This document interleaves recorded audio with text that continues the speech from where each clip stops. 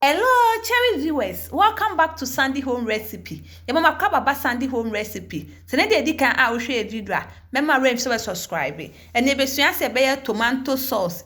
So we are going to pick the tomatoes we use from our garden. To call garden na wakotete toast ne dia abre no.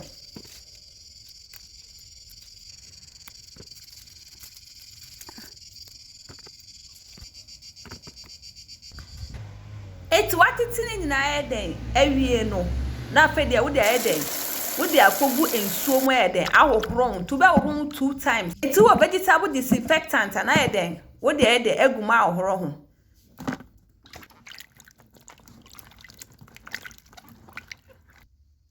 Wa ahohoro mu awie no na fe de wa eden wa kotwitwa.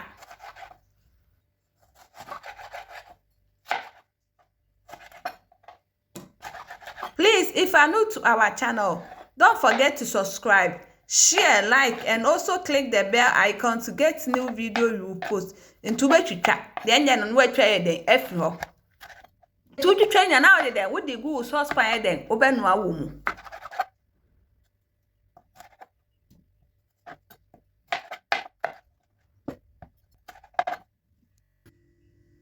No, now there with the aquasi jasso.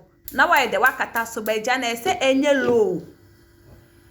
Two on man why the web be so now why there when no. We are no wakata so. And to be repeated the same process with my toast near then. When we say that I am right.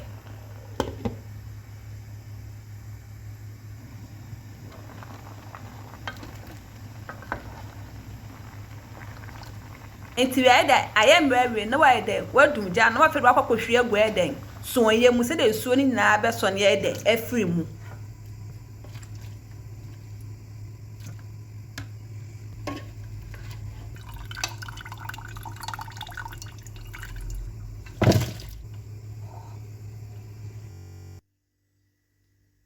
Twe eden ye tomatoes machine eden ye de be eden ye de be blend ye toast nu enti woni sa machine bia be use blender wo wi ana wa ye de wa so ne so to be sa in toast ni na ye de egu eden machine na be de wa ye de wa so wa ta se o nyam.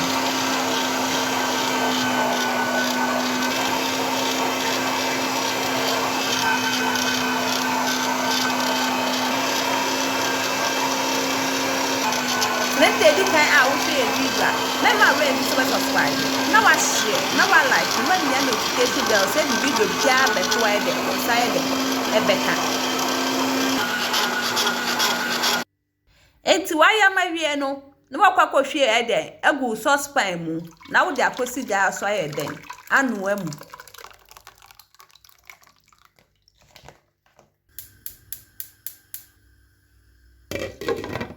Ti ewu ya ese jan ulo no nti wo ho ana eden wanu mu nti ede ulo na na no akasa to ne boa eden abin amenso ni bia eden atwe eden afri mu to we na the half teaspoon salt eden aka ho.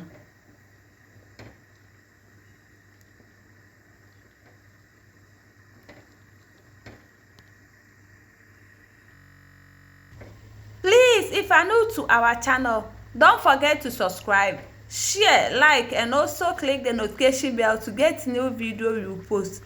Until then, obeko so aye de enu mu se de ahye de enhye. Until then, ye tomato sauce no abi awia no na fe de we de wadum no na wakọ transfer de egu bottle mu.